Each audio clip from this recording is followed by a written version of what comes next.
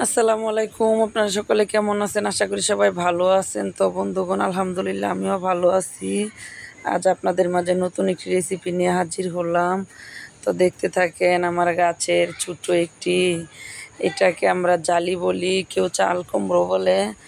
তো কচি জালিটা আজকে আমি খুব সুন্দর করে সরিষা বাটা দিয়ে ভাজি করব। এই রেসিপিটা আপনাদের ভাইয়ার অনেক পছন্দ, তাই আমি এই রেসিপিটাই আজকে করে খাওয়াবো। আলহামদুলিল্লাহ, আশা করি আপনাদের মাঝে ভালো লাগবে। তো দেখেন, আমি কচি জালিটা কিন্তু এখন আমি খোসাগুলো আলাদা করে নিতেছি।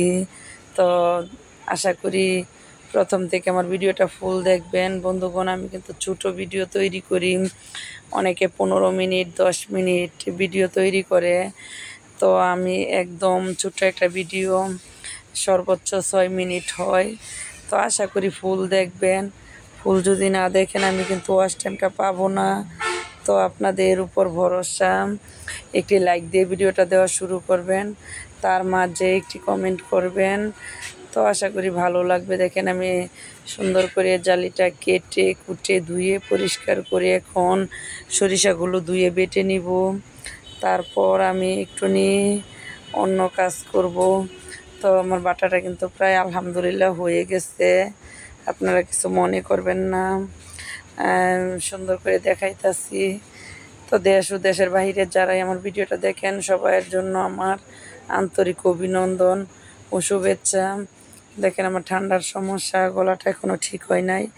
আশা করি আপনারা আমার পাশে থাকবেন ইনশাল্লাহ। তো আপনাদের জন্য আমার দোয়া রইল। চুলায় আগুন ধরিয়ে দিচ্ছি। তো এখন সুন্দর করে আমি পরিমাণ মতো তেল দিয়ে, তারপর এখন শুকনো মরিচগুলো তেলের মধ্যে ভেজে নিব। আগে মরিচটা ভাজা হইলে তারপরে আমি জালিটা ভেজে নিব। তো যতক্ষণ পর্যন্ত আমি রেসিপিটা তৈরি করি, আশা করি আমার সাথে থাকবেন, দেখতে থাকবেন। তো মশলা দিলে আমার মরিচগুলো কিন্তু ভাজা হয়ে গেছে। তো এখন আমি মরিচগুলো নামিয়ে নিব।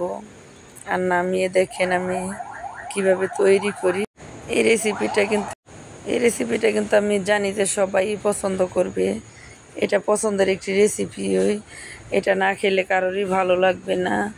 তো জালির সিজনে কচি জালি সরিষা বাটা দিয়ে ভাজা খাবে না এরকম কোনো মানুষ আমার মনে হয় নাই। তো আশা করি আপনাদের ভালো লাগবে। দেখেন, আমি কিন্তু জালিটা এখন সুন্দর করে হলুদ, তারপর লবণ, সরিষা মাখার মধ্যে দিয়ে মাখা চাখা করে পাটার মধ্যেই আমি জালিগুলো মেখে নিব।